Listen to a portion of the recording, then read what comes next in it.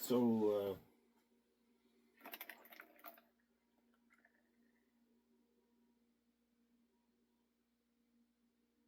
this is a load that I worked up, it says in 2016, 25.3 grains of Reloader 15, and a rebaited boat tail hollow point. You can't see it, can you? It's not very good lighting down here in the basement. I mean, my lights are shining down on what I'm looking at, so it's good for reloading, but not for video. But anyway, I worked up this load specifically for an H&R handy rifle, and it was good. It's a fairly slow load, like 2,800 feet per second ish, according to the book. I don't believe I ever shot it across a chronograph to check that, but it's basically the starting load. And at the time I had a whole buttload of brass that I was getting, that my dad had been shooting and I had been shooting, and it was all federal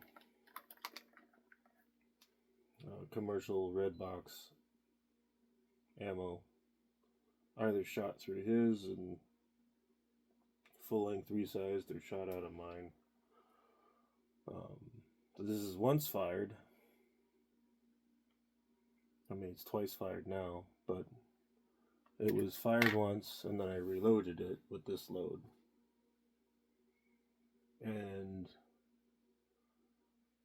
I was fat and happy with the starting load because it wasn't nearly as loud and it did the job. And it held a pretty nice group. And I didn't shoot it for a long time.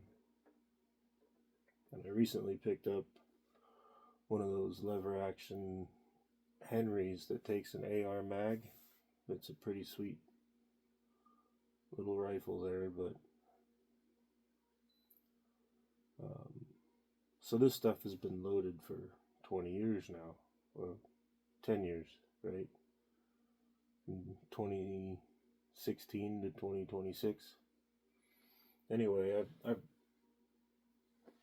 decided to try them across that new rifle of mine, and I was pleasantly surprised with 5/8 and half-inch groups at 100. But a bunch of these cases have split necks, and this is the second time firing.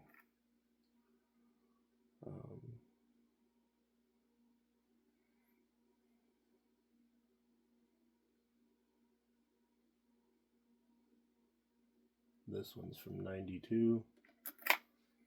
This case is from 02.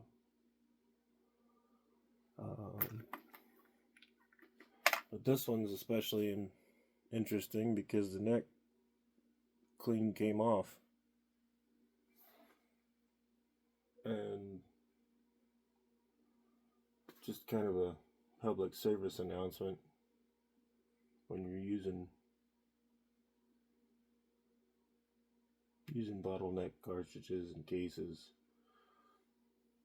some of these cartridges really ought to be annealed more than you think they should be.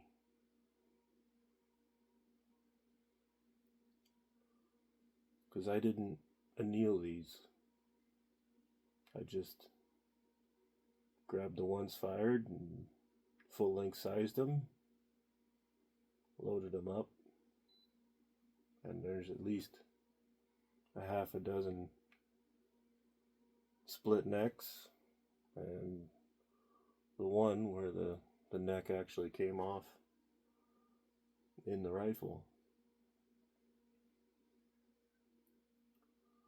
I caught it because I was watching and checking my brass after each firing. But yeah. And then on the discussion of split necks, somewhere in this bench, I've got a couple of 30 Remington cases that are still loaded from the teens, the 1910s, and those have split necks and they've never been fired. Now, if you Google, does brass alloy shrink? The answer is no.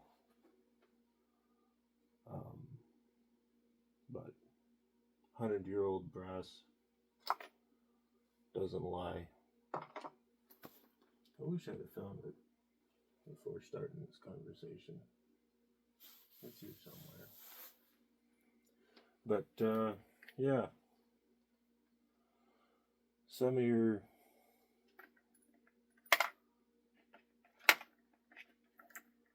rifle reloads ought to be annealed. And these were all trimmed to the appropriate spec before reloading. I'd size them and then trim them and unload them.